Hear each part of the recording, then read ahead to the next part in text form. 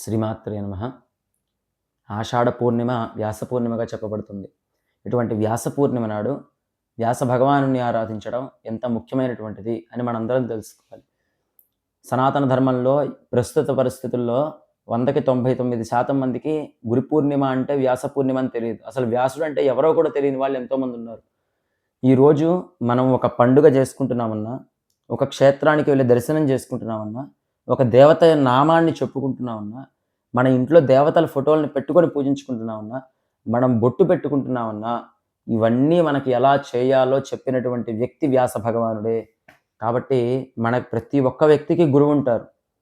ఆ గురువుని మనం గురు పూర్ణిమ రోజు ఆరాధిస్తాం. ఆ గురువుని కూడా వ్యాస భగవానుడిగా భావించి వారి ఆశీర్వచనాలు పొందాలి అని చెప్పేదే పెద్దవాళ్ళ మాట. కాబట్టి ఇప్పుడు మనకి గురు పూర్ణిమ అంటే ఎవరెవరిదో చేసేస్తున్నాం. మనకిష్టమైన స్వరూపాన్ని ఎవరికిష్టమైన స్వరూపాన్ని వాళ్ళు ఆరాధించుకోవచ్చు.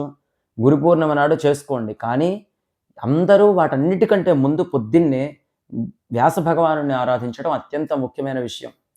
ఈ వ్యాస పూర్ణిమ గనక మనం చేయకుండా తర్వాత మీరు మిగిలిన 364 రోజులు ఎన్ని దీక్షలు చేసినా, ఎన్ని వ్రతాలు చేసినా, ఎన్ని నోములు చేసినా అవన్నీ వృధా. గురువు అనుగ్రహం లేకుండా మీరు ఏమి చేసినప్పటికీ కూడా అవన్నీ వృధా అవుతాయి. వ్యాసుడు మాకెలా గురువవుతాడని మీరు ప్రశ్నించారనుకోండి, ఇప్పుడు మీరు లలిత చదువుతారా? ఆ లలితా సహస్రనామం చెప్పినటువంటిది బ్రహ్మాండ పురాణంలో. బ్రహ్మాండ పురాణం మన దాకా ఎట్లా వచ్చింది అంటే వ్యాస భగవానుడు అందిస్తేనే వచ్చింది. విష్ణు సహస్రనామం చదివితే విష్ణు సహస్రనామం మహాభారతంలో ఉంది. మహాభారతం మన దాకా ఎట్లా వచ్చింది అంటే ఆ వ్యాస భగవానుడు అందిస్తేనే వచ్చింది. ఆ తర్వాత మీరు ఏదన్నా చూసుకోండి. శివారాధన చేస్తున్నాం, ద్వాదశ జ్యోతిర్లింగాలకు వెళ్ళారా? ఆ ద్వాదశ జ్యోతిర్లింగాల మహత్యం మనకెలా వచ్చింది? అవి అక్కడే ఉన్నాయని మనకెలా తెలిసింది? వ్యాస భగవానుడు చెప్తేనే. అష్టాదశ శక్తిపీఠాల గురించి ఎలా తెలిసింది? వ్యాసుల వారు చెప్తేనే.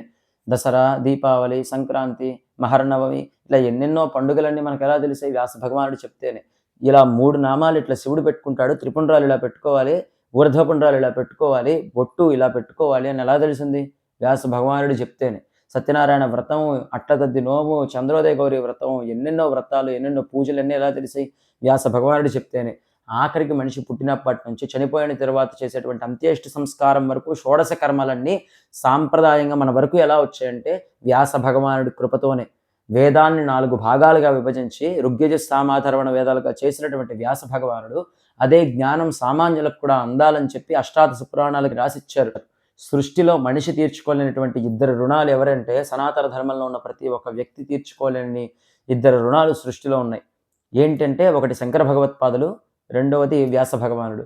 వీళ్ళిద్దరి జయంతి మనం చేసుకోలేకపోతే మిగిలినటువంటి ఏ పండుగల్ని చేసినా, ఏ పూజలు చేసినా, ఏ దేవతల్ని దర్శించినా అవన్నీ కూడా వృధానే. ఎందుకంటే ముందు గురువు అనుగ్రహం ముఖ్యం. ఇవన్నీ మనకి చెప్పినటువంటి వారు వ్యాసుల వారు. ఆ వ్యాసుల వారే గురువు. సమస్తమైనటువంటి మానవ జాతికి కూడా మాతృదేవోభవ, అమ్మని గౌరవించు, పితృదేవోభవ అని చెప్పినటువంటి సనాతన ధర్మానికి సంబంధించినటువంటి ఉపనిషత్ వాక్యాలన్నింటినీ మనకి ఇచ్చినటువంటి గొప్ప గురువు వ్యాసుల వారే. కాబట్టి గురు పూర్ణిమ అనేటువంటిది ఏ దేవతకి చెప్పబడలేదు. ఆఖరికి దత్తాత్రేయ స్వామి కూడా పరమ గురువు కదా! కృష్ణ పరమాత్మ కూడా గురువు కదా! కానీ గురు పూర్ణిమ అని వ్యాస పూర్ణిమకు మాత్రమే ఎందుకు వచ్చింది అంటే దక్షిణామూర్తి గురించి, దత్తాత్రేయ స్వామి గురించి, శ్రీకృష్ణ పరమాత్మ గురించి వీళ్ళందరూ కూడా గురుస్వరూపాలే అని మనకి చెప్పినటువంటి గురువు వ్యాస భగవానుడు. కాబట్టి మనం ఇంకెంతన్నా చెప్పగలమా వ్యాస భగవానుడి గురించి? కాబట్టి మనం ఏమాత్రం కూడా అటువంటి మహాత్ముడికి మనం ఎన్ని జన్మలెత్తినా వారి రుణాన్ని తీర్చుకోలేం. ఒక్కటి మనం చేయొచ్చు. ఏంటంటే గురు పూర్ణిమ అంటే వ్యాస పూర్ణిమ. ఆ రోజు ప్రధానం వ్యాసుడే. తర్వాతే ఇంక ఎవరైనా. ఇప్పుడు మనం ఒక లలితా సహస్రనామం చదువుతున్నాం. దానికి మూలం ఎవరయ్యారక్కడ? వ్యాస భగవానుడే అయ్యాడు. ఇప్పుడు మీరు విష్ణు సహస్రనామ స్తోత్రాన్ని చదువుతున్నారు. దాంట్లోనే చెప్తారు వ్యాసాయ విష్ణు రూపాయ వ్యాస రూపాయ విష్ణవే అని.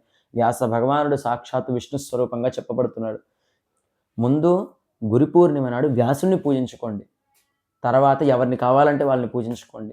మీరు ఆరాధించేటువంటి గురువుని కూడా వ్యాస స్వరూపంగానే భావించి నమస్కరించుకోండి. అంతేకాదు మీరు చదివేటువంటి స్తోత్రాలు, మీరు చేసే జపాలు ఇవన్నీ ఎప్పుడు సిద్ధిస్తాయి? గురువు అనుగ్రహం ఉంటేనే కదా! అసలు ఇవి మనకి చెప్పినటువంటి గురువుకి కూడా ఎక్కడి నుంచి తెలిసాయి? ఆ వ్యాస భగవానుడు అందించినటువంటి గ్రంథసారంలోంచే కదా! కాబట్టి ఆ వ్యాసుని పూజిస్తే మనం చేస్తున్నటువంటి మంత్రాలన్నీ, మనం చేసే జపాలన్నీ, మనం చేసే తీర్థక్షేత్ర యాత్రలన్నీ ఇంకా శీఘ్రంగా సిద్ధిస్తాయి. కాబట్టి ముందు వ్యాసుడి అనుగ్రహాన్ని గురు పూర్ణిమ నాడు పొందడానికి అత్యంత ఉత్తమమైనటువంటి సమయం మనకి దొరుకుతుంది. కాబట్టి ఆ రోజు ఆయన అనుగ్రహాన్ని పొందండి. అలానే ఆ రోజు మీకు ఇష్టమైనటువంటి ఏ దేవతా స్వరూపాన్నైనా కూడా వ్యాసుడి స్వరూపంగానే భావించి అర్చించుకోండి. వ్యాసుడిని విడిచిపెట్టి మీరు ఎవరిని పూజించినా అది సనాతన ధర్మానికి లోటే అవుతుంది తప్ప సనాతన ధర్మాన్ని నిలబెట్టే పని అవ్వదు. ధర్మ కార్యం అసలవ్వదు. కాబట్టి ఇది గుర్తుపెట్టుకొని ప్రతి ఒక్కరూ వ్యాస పూర్ణిమని భక్తి శ్రద్ధలతో ఆరాధించి, వ్యాస పూర్ణిమని భక్తి శ్రద్ధలతో జరుపుకొని, వ్యాస భగవానుడి యొక్క కృప, నారాయణుడి యొక్క కృపని ప్రతి ఒక్కరూ పొందండి. శ్రీమాత్రే నమః.